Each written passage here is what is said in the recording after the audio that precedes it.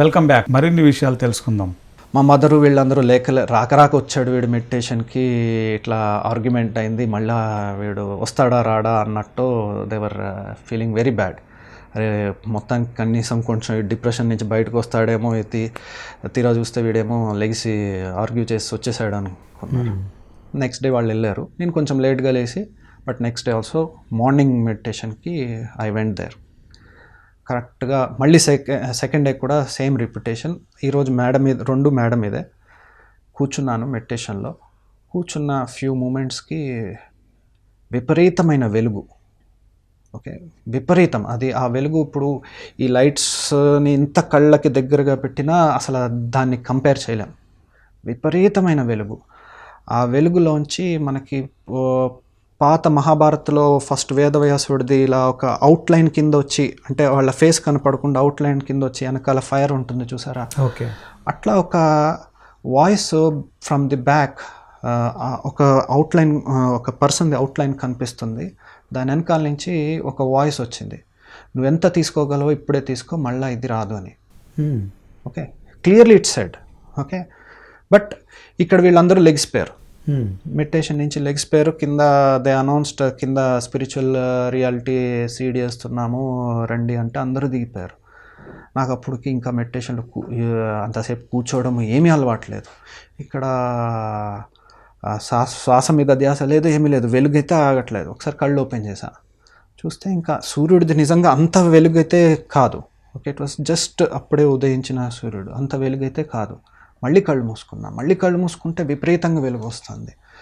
ఇక్కడేమో ఇదే నీకు that's one and only opportunity, నువ్వు ఎంత తీసుకోగలవో ఇప్పుడే వస్తే తప్ప మళ్ళీ రాదు అని క్లియర్గా వచ్చేసింది. కౌంట్ చేసుకుంటున్నా నేను, ఒక 5 minutes ఉంటా అని కౌంట్ చేసుకుంటున్నా. 5 minutes అయిపోయింది. ఓకే, నేను ఇక్కడ శ్వాస మీద ధ్యాస లేదు, కౌంట్ చేసుకుంటా అంటే మళ్ళా కూర్చుంటే మళ్ళీ వస్తుంది. ఇంకా అయినా లెగ్స్పై వచ్చేసా. వచ్చిన తర్వాత అక్కడ అయిపోయింది, వాళ్ళు ఎవరో ఎక్స్పీరియన్స్లు చెప్తున్నారు. మామూలుగా ఇదేంటి నా ఫస్ట్ మెడిటేషన్లో నా ఫస్ట్ క్వశ్చన్ ఏంటి అంటే, మెడిటేషన్ స్టార్ట్ ఎలా చేస్తాం, ఓకే, ఎండ్ ఎలా చేస్తాం, ఇది మనకు తెలుసు. కానీ మెడిటేషన్లో ఒక అనుభవం వస్తూ ఉంటే దాన్ని పాజ్ పెట్టి, ఓకే, బయటకు వచ్చి మళ్ళా దాన్ని కంటిన్యూ చేసే ఏదన్నా ఉందా అన్నది నా క్వశ్చన్. ఓకే ఓకే, ఎందుకంటే నా అనుభవం ఇట్ వాజ్ అది I would like to continue, but నాకు అలవాటు లేదు, కూర్చోనే ఇది లేదు, వాట్ ఎవర్ ఇట్ ఈస్. నేను దీనికి ఏదైనా పాజింగ్ కూడా ఉంటుందా అన్న దాంతో వెంకటరమణ గారిని, అంకుల్ ఇలా అయింది నాకు అని అడిగితే ఆయన వెంటనే తీసుకెళ్ళిపోయి నుంచోపెట్టి నా అనుభవం షేర్ చేయించాడు. అందరూ తప్పట్లు కొంటారు, కానీ I don't get that. But అప్పటి నుంచి మాత్రం ఒకటి నేను రియలైజ్ అయింది ఏంటంటే, తర్వాత నేను మెడిటేషన్ క్లాసులు ఎప్పుడు చెప్పినా ఎవరిని కూడా మెడిటేషన్ ఇప్పుడు క్లాస్ స్టార్ట్ అవుతుంది మెడిటేషన్ అంటే నేను ఎండ్ చేయండి అని చెప్పను. మీకు ఏదన్నా మంచి అనుభవాలు వస్తూ ఉంటే హ్యాపీగా మీ మెడిటేషన్ కంటిన్యూ చేసుకోండి. ఈ క్లాస్ తర్వాత ఎప్పుడైనా వెళ్ళొచ్చు అది, ఓకే. బట్ మీకు మంచి అనుభవం ఏదన్నా వస్తూ ఉంటే మాత్రం కంటిన్యూ చేయండి అనే చెప్తాను, స్పెసిఫిక్గా చెప్తాను. నేను ఎప్పుడు క్లాస్ని మీరు ఎండ్ చేయను నేను. దట్ వాజ్ చాలా కాలం that was there with me, okay. Because ఆ అనుభవం యొక్క మీనింగు, దాని యొక్క సిగ్నిఫికెన్సు నాకు 2004 నవంబర్ ఆర్ అక్టోబర్లో జరిగితే దాని యొక్క మీనింగ్ నాకు 2009లో తెలిసింది. అది సంయోగి డిఫరెంట్ లెవెల్స్లో ఏమేమవుతుంది అన్నప్పుడు ఆయన దీన్ని క్లియర్గా డిస్క్రైబ్ చేశాడు. సేమ్ టు సేమ్ జరిగింది నాకు. అప్పుడు ఐ అండర్స్టూడ్ దాని యొక్క బ్యూటీ ఏంటి, దాని ఇదేంటి అనేది. అండ్ ఆయన అది ఎక్స్ప్లెయిన్ చేస్తూ ఆయన కూడా చెప్పింది ఒక్కటే, ఇది ఒక్కసారి అనుభవం వస్తుంది నీకు, మళ్ళీ నీకు రాదు. ఆ జరిగిన రోజు నీలో ఉన్న నీ గురువుని నువ్వు సందర్శించుకుంటావు. అది ధ్యాన స్థితి. ఆ ధ్యాన స్థితి ఒక్కొక్క స్థితిలో ఉంటాయి కదా, ఆ స్థితిలో ఏం జరుగుతుంది అనేది డిస్క్రైబ్ చేస్తూ చెప్పాడనమాట. ఆయనకు కూడా జరిగినప్పుడు ఒక 2-3 రోజులు ఎక్కడ చూసినా వెలుగే, అది నాకు అదే జరిగింది, ఎటు చూసినా వెలుగే. బట్ ఇట్ కమ్స్ ఇన్, అది ఒక్కసారే. అంటే నీ గురువుని, నీ లోపల ఉన్న గురువుని నువ్వు సందర్శించుకున్నావు ఆ మూమెంట్లో. అండ్ ఆయన కూడా అదే చెప్పాడు, ఇది మళ్ళీ మళ్ళీ రాదు అని. ఓకే. ఇప్పుడు మనం మెమరీని గుర్తు చేసుకోవచ్చు కానీ but it is not same. Okay, అది మళ్ళీ రాదు. అండ్ అక్కడ నాకు క్లియర్గా వాయిస్ వచ్చింది. అక్కడి నుంచి నా journey, I had different experiences.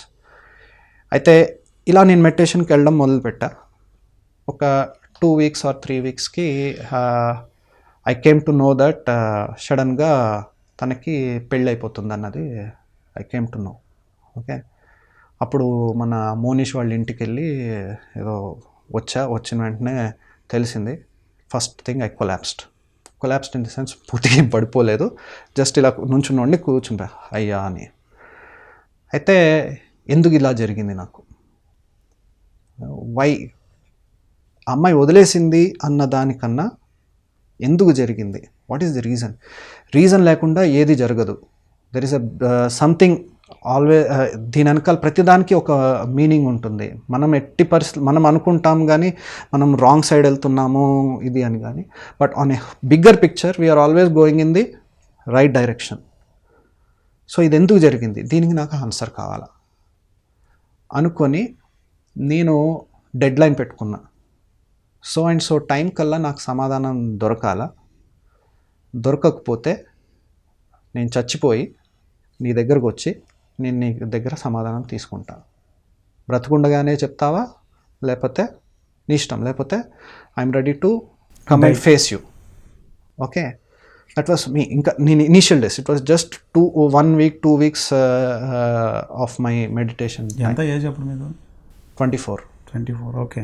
Okay, so ఇలా తీసుకునేసరికి నేను సూసైడ్ ప్లాన్లు చేసుకుంటున్నా. ఓకే, అది ఇంట్లో తెలిస్తే కానీ మా మదర్ వాళ్ళు కన్విన్స్ చేయడానికి చేస్తున్నారు కానీ ముండోడిని. Okay, they can't change my this thing. అప్పుడు రమణ గారు అలా తప్పమ్మా ఇలా తప్పమ్మా ఇది అంటే, అంకుల్ నా తిక్క ఇది, నాకు I'm not dying for that girl. నేను అమ్మాయి కోసం నేను చచ్చిపోవట్లే, నేను ఆన్సర్ కోసం చేస్తున్నా. నాకు దొరకాల్సిన ఆన్సర్ కోసం. మరి అదే తప్పు అయితే బుద్ధుడు ఎందుకు ఆన్సర్ కోసం అంత దూరం వెళ్ళాడు?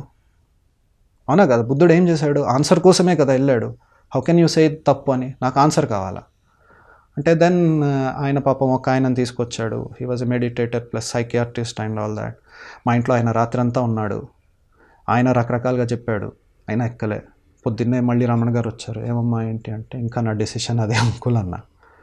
దెన్ ఒక ఫేమస్ హిప్నోథెరపిస్ట్ గురించి చెప్పి ఆయన దగ్గరికి వెళ్తావా అన్నాడు. అంటే లేదు అంకుల్, నాకెందుకో నా ఈ స్పిరిచువల్ ఎక్స్పీరియన్స్ ఇది ఆయన యాక్సెప్ట్ చేస్తాడు అనిపించట్లేదు అన్నా.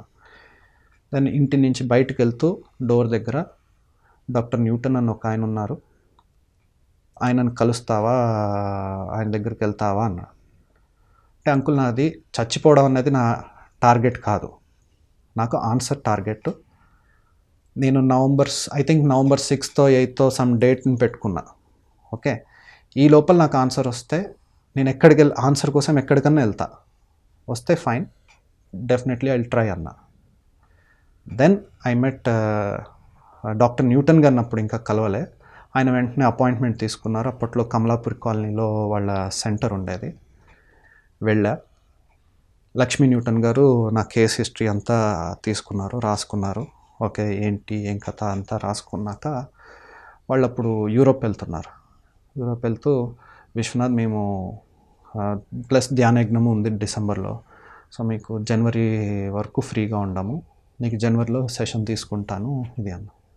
పర్లేదు మేడం, మీ ఇష్టము, కానీ నేను అప్పటి వరకు అయితే ఉండను, I'm planning to die on so and so day అన్న అనేసి వచ్చేసి. It was not a blackmail. I'm not trying to push her, blackmail ఏమీ చేయట్లే, నా డెసిషన్ నాది. ఓకే, వచ్చేసిన తర్వాత నెక్స్ట్ ఆ రోజు ఈవినింగ్ ఇప్పుడు శ్రీదేవి గారు ఫోన్ చేసి, విశ్వనాథ్ నీకు రేపు సో అండ్ సో టైంలో సెషన్ ఉంటుంది రామ్మా అన్న. ఆ రోజు నైట్ మెడిటేషన్లో కూర్చున్నా. ఆ రోజు నైట్ కూడా కొన్ని నాకు పాస్ట్ లైఫ్లో కొన్ని కనపడడం అవి జరిగినాయి. నెక్స్ట్ డే మా మదర్ని తీసుకొని వెళ్ళా. న్యూటన్ గారి హాల్లో రాడ్ పిరమిడ్స్ ఉంటే అందులో మా మదర్ కూర్చొని మెడిటేషన్ చేసుకుంటున్నారు. లోపల ఇలా రూమ్లో నాకు సెషన్ జరుగుతుంది. సెషన్ జరుగుతూ ఉంటే దెన్ నేను పాస్ట్ లైఫ్లోకి వెళ్ళాక నేనేం చేశాను, తనకేం చేశాను. ఆ సెషన్లో మీరు పాస్ట్ లైఫ్లోకి వెళ్ళాను. మీకు తెలుస్తుందా క్లియర్గా? ఓకే.